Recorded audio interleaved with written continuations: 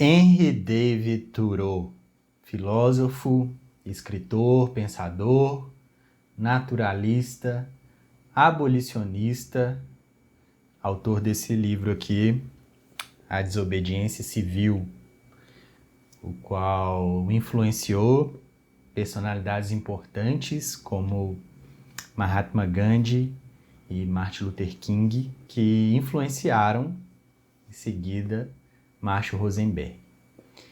Vamos bater um papo sobre esse livro hoje, um pouquinho. E eu acho que, entendendo um pouco essa história, a gente pode compreender muito melhor a potência desse aqui, a grandeza disso aqui, a profundidade quando a gente fala de comunicação não violenta. Então vamos lá, minha comunidade linda, antes de começar mesmo, né, dar um oi para vocês, jardineiras e jardineiros dessa comunidade. Prazer estar aqui mais uma vez. Só estou gravando esse vídeo graças a vocês que estão aqui na Comu fazendo esse sonho possível. Eu queria agradecer mais uma vez o carinho de vocês e o cuidado de vocês comigo, com Yasanã. Então vamos lá. O Thoreau viveu nos Estados Unidos escravagista. Não que isso tenha mudado exatamente, né? Agora a escravidão oficialmente não existe mais, mas o racismo estrutural que violenta os corpos negros continua intacto lá nos caras.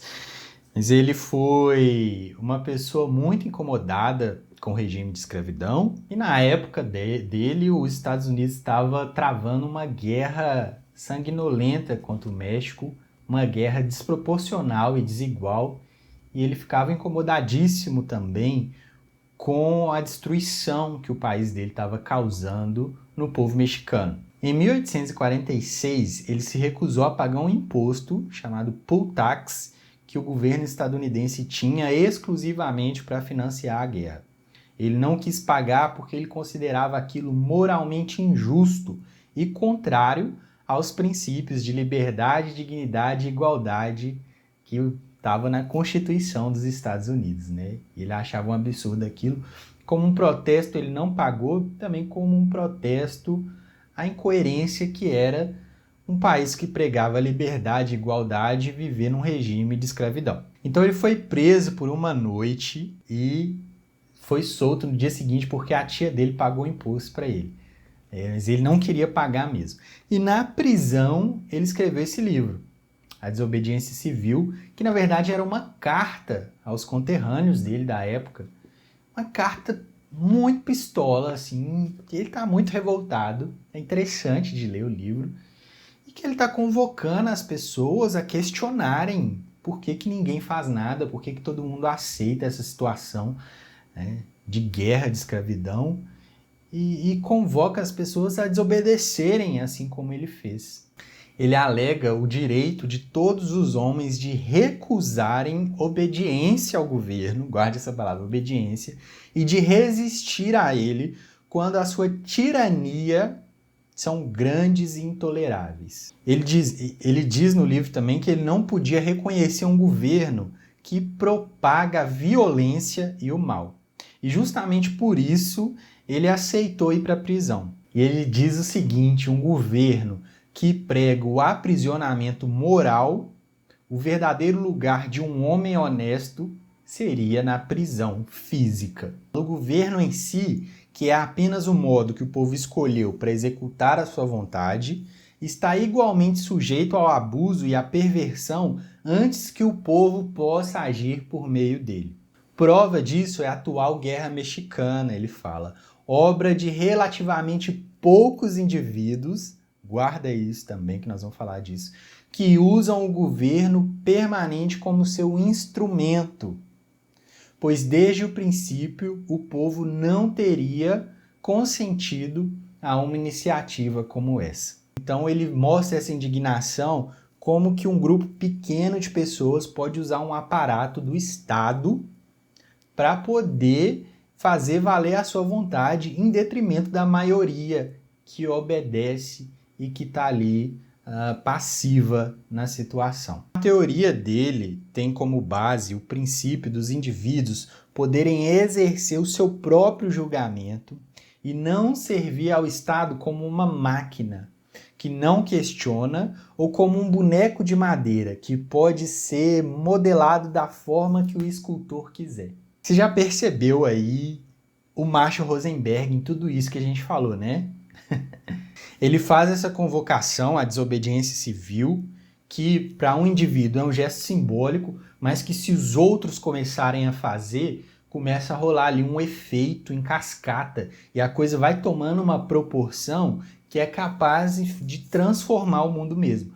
E foi isso que influenciou o Gandhi, que na sua jornada de não violência, utilizando o recurso da desobediência civil, ele foi capaz de ter uma contribuição enorme, ele foi um nome de peso na libertação da Índia frente à violenta colonização dos ingleses. Por mais que o gesto dele não tenha sido efetivo, no sentido de criar essa onda que fosse encerrar a guerra ou que fosse, enfim, né, fazer alguma diferença naquele momento, o livro que ele escreveu influenciou outros pensadores, né, que sim conseguiram levar adiante esse efeito manada da não violência, que conseguia promover uma organização que resistia à tirania e à opressão.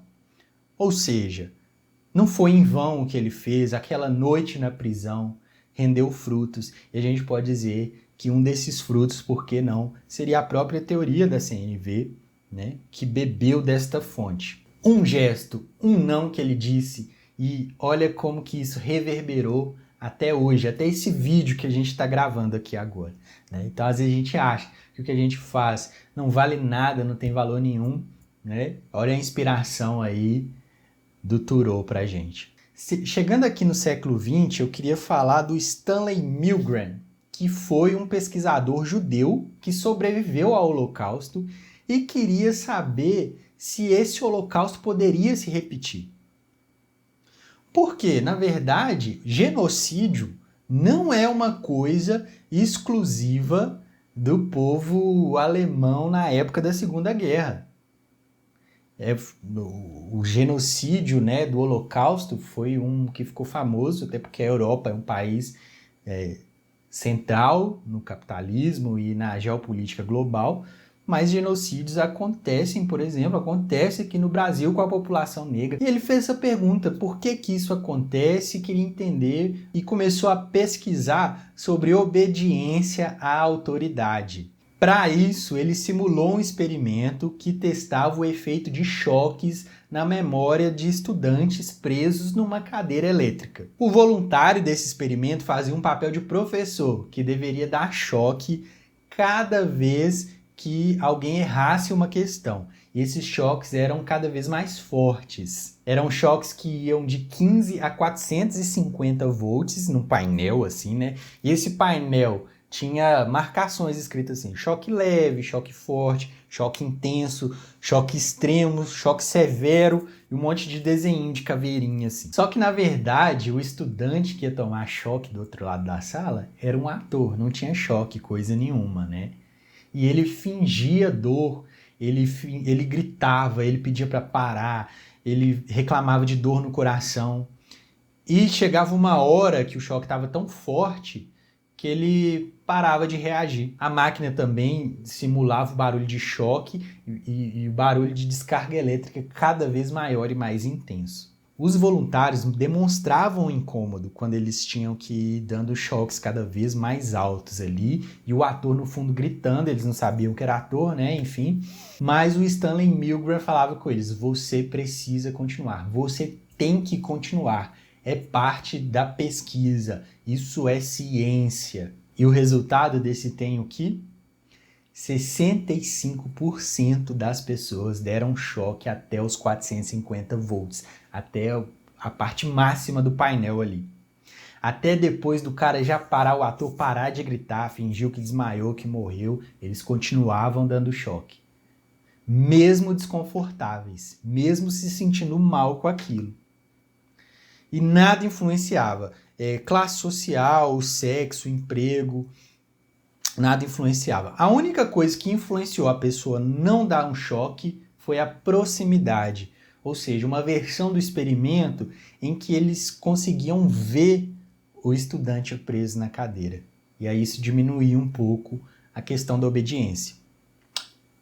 Presta atenção nisso que a gente está falando aqui, eu acho que você já pegou, né? Quando o pesquisador estava próximo ou quando tinha outra pessoa ao lado dando choque, aí a obediência aumentava, a conformação social era ainda maior. Percebe a relação desse experimento com a desobediência civil do Thoreau?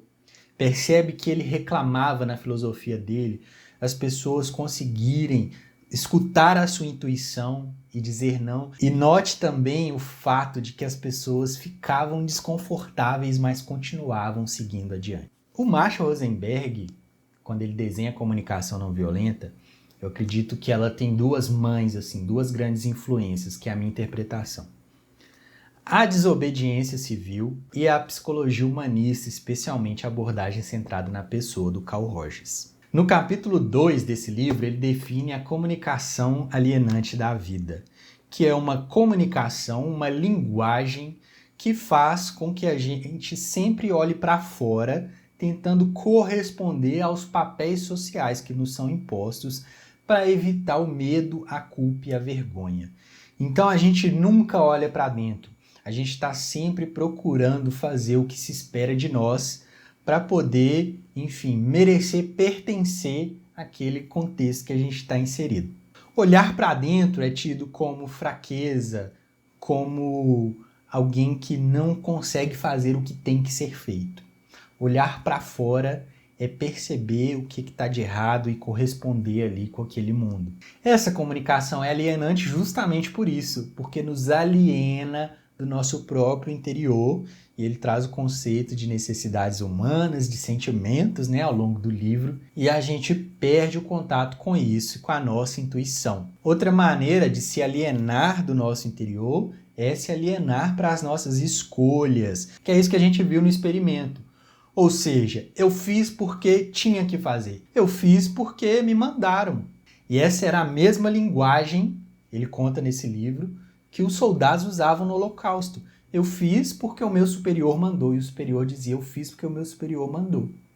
E aí você vai ver de onde veio a ordem. De um pequeno núcleo do Hitler e sua turma, que se espalhava para milhares e milhares de soldados. Por mais desconfortáveis que eles ficavam, ninguém era capaz de questionar. Ninguém era capaz de dizer, não vou fazer isso. E aí a gente volta lá no Thoreau, quando ele fala, né, que o governo é uma forma do povo exercer a sua vontade, mas que pequenos grupos se apropriam e a coisa vai na direção que esses pequenos grupos querem e não na direção que essa maioria gostaria, né? Essa maioria não consegue mais ali ouvir a sua intuição. Eu acho que é mais ou menos isso que ele está dizendo, né? Para poder dizer não. No experimento tem um elemento interessante que é a proximidade. Quando a pessoa reconhecia o ser humano ali, né, em sofrimento, o grau de obediência baixava, porque ela não queria mais ser violenta ali. O que é isso que o Marshall traz para a gente? Compaixão, né? Reconhecer o outro nas suas necessidades torna a gente um pouquinho mais compassivo. Torna não, porque a gente é, né? Mas permite que a nossa compaixão se manifeste um pouco mais. E aí tinha esse elemento desumanizante no Holocausto e nos genocídios que a gente vive hoje em dia, por exemplo, né, com a população carcerária, com a população negra, com a população pobre das favelas, que sofrem com operações policiais na porta de casa e são executadas sumariamente muitas vezes. Esse elemento de que aquela pessoa é menos pessoa. E assim tinha-se essa visão do judeu, assim tem-se essa visão do bandido ou da pessoa da favela, enfim. Que pode ser que ela mereça passar por aquilo, né? Então essa lógica da culpa, da vergonha e do medo também traz esse elemento alienante do mérito. Também aparece no capítulo 2. Achar que as pessoas são violentadas porque merecem, porque elas estão em algum tipo de comportamento não correspondente ou algum tipo de identidade, nesses casos, não correspondente com o que seria ser. A sutileza desse experimento mostra pra gente isso tudo, né? Olha que interessante. Na abordagem centrada na pessoa, psicologia humanista do Carl Rogers, que eu coloquei como a outra área mãe da CNV, ele foi professor do Marshall, né? Ele afirma que a gente vai ao longo da vida aprendendo a colocar fachadas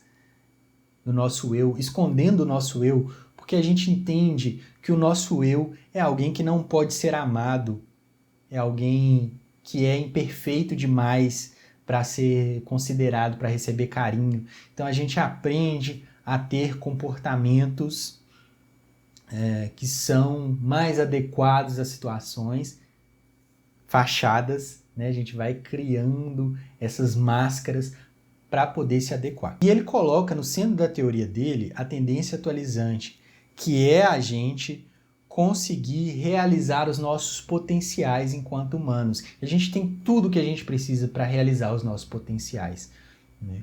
Só que muitas vezes a gente tem tantas fachadas cobrindo a gente que a gente não consegue se acessar e a gente não consegue deixar essa tendência atualizante desabrochar. Então, o foco da terapia dele é através da escuta e da conexão ali entre terapeuta e cliente, que a pessoa possa, aos poucos, ir se desarmando das suas fachadas e encontrar em si o seu próprio processo de crescimento. Olha que maravilhoso essa teoria. Eu tenho vídeo disso, não vou entrar aqui em detalhes, e também o livro dele, Um Jeito de Ser, tá como sugestão na enquete para a estação de novembro. Então, se você quiser se aprofundar um pouco nessa coisa da fachada, tendência atualizante, você pode votar aqui. Estou fazendo um jabazinho aqui para o Rogers, né? Mas é maravilhoso, então, o que ele chama de um processo de mudança de personalidade, de crescimento, em que o paciente dele era o sujeito ativo. Então, não era ele que estava ali consertando, dando conselho, mas é que ele foi um facilitador para a pessoa se desarmar e deixar vir o que tinha de mais íntimo dela mesma, né? E perceber que aquele íntimo, apesar de imperfeito, não era alguém que precisava ser escondido, era alguém amável, era alguém que se relacionava. Maravilhoso, né? E aí, como eu interpreto o trabalho do Marshall na comunicação não violenta?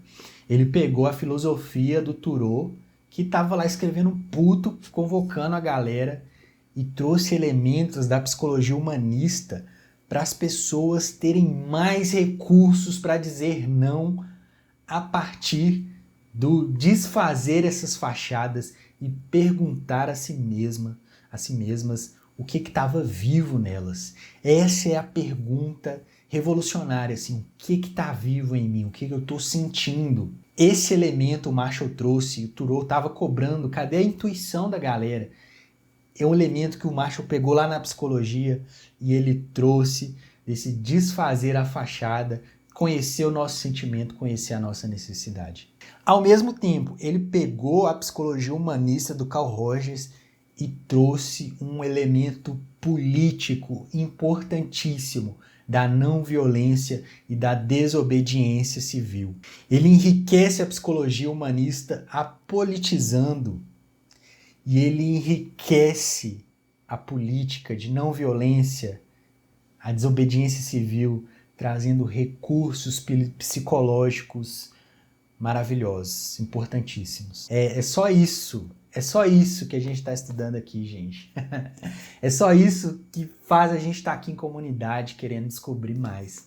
Pouca coisa, né? Quase nada. É esse o legado que a gente está levando adiante, sabe? É esse o legado do Rogers, do Thoreau, do Gandhi, do Luther King e do Marshall Rosenberg. Para fazer um resumão disso tudo, né? Esse vídeo eu toquei em várias coisas, mas não mergulhei muito em nada, porque eu queria trazer esse contexto histórico. A gente poderia dizer que o ser humano tem dentro de si tudo o que ele precisa para realizar os seus potenciais. E esses potenciais não são potenciais egoístas. O ser humano é um ser social. E quando ele permite que a sua tendência atualizante cresça e floresça e que ele se realize enquanto pessoa, ele começa a fazer isso em comunidade, ele começa a fazer isso em relação. Uma coisa central na tendência atualizante, e aí essa que é a minha interpretação, é a compaixão. A compaixão começa a se manifestar. E essa coletividade, essa humanidade compartilhada da compaixão leva a gente a quê? A desobedecer quando se trata de uma violência institucionalizada, quando se trata de uma violência que vem de cima para baixo, às vezes de um pequeno grupo e que propaga na passividade. A gente pode interromper um ciclo de violência a partir desse lugar em que a gente se pergunta o que está vivo em mim? Isso aqui está fazendo sentido? E aí a gente tem um monte de exemplo na televisão, coisas pequenas, de microviolências que às vezes se reproduzem. O bullying na adolescência é um exemplo muito crítico e muito ilustrativo disso. Que é muitas vezes a criança super mega desconfortável com o que está acontecendo com o coleguinha, mas ela sente que tem que reproduzir aquele bullying para ela ser aceita no grupinho, e ela reproduz. E aí você pega aquele grupo de criança que está praticando o bullying ali, leva eles para a diretoria, né, para conversar, e pergunta a eles, o que vocês estão fazendo isso? E aí você vai encontrar um monte de carinhas desconfortáveis. Eu aposto que 99% das vezes é assim. Todos desconfortáveis, mas todos nessa conformação social de que precisam reproduzir aquela violência. Então é isso que o Marshall traz pra gente, a ser desobediente quando a gente identificar uma situação de violência. É isso que o Thoreau nos convocou a fazer, mas que talvez em muitos momentos a gente não tinha recurso para isso, né? A gente não entendia. Agora a gente pode entender, porque ele bebeu lá na fonte do Rogers e trouxe isso pra gente. Tá em contato com os nossos sentimentos, permitir que eles fluam, permitir que os nossos julgamentos fluam também, e a partir dessas duas coisas, conhecer a nossa necessidade e escutar a nossa intuição, ter escuta, rede de apoio, conseguir separar a observação de avaliação, reconhecer a humanidade do outro, para não cair nesse lugar do merecimento da violência. E a partir disso, estar numa base muito concreta, muito sólida, para poder resistir. E aí eu queria encerrar esse vídeo com uma passagem no final do capítulo 2, do George Benaros. Já acredito há muito tempo que, se a eficiência cada vez maior da tecnologia de destruição um dia fizer a nossa espécie desaparecer da Terra, não terá sido a crueldade a responsável por nossa extinção. Menos ainda, a indignação que a crueldade desperta as represárias e vinganças que ela atrai. Mas sim a docilidade. A falta de responsabilidade do homem moderno, sua desprezível aceitação subserviente de qualquer decreto comum. Os horrores que já vimos, os horrores ainda maiores que veremos, são sinal não de que os homens rebeldes, insubordinados e indomáveis estejam aumentando em número no mundo todo, e sim de que aumenta constantemente o número de homens obedientes e dóceis. É isso que eu tinha para falar hoje. Comenta comigo o que você achou desse vídeo, se a gente pode aprofundar mais nesse assunto. Obrigado, um beijo.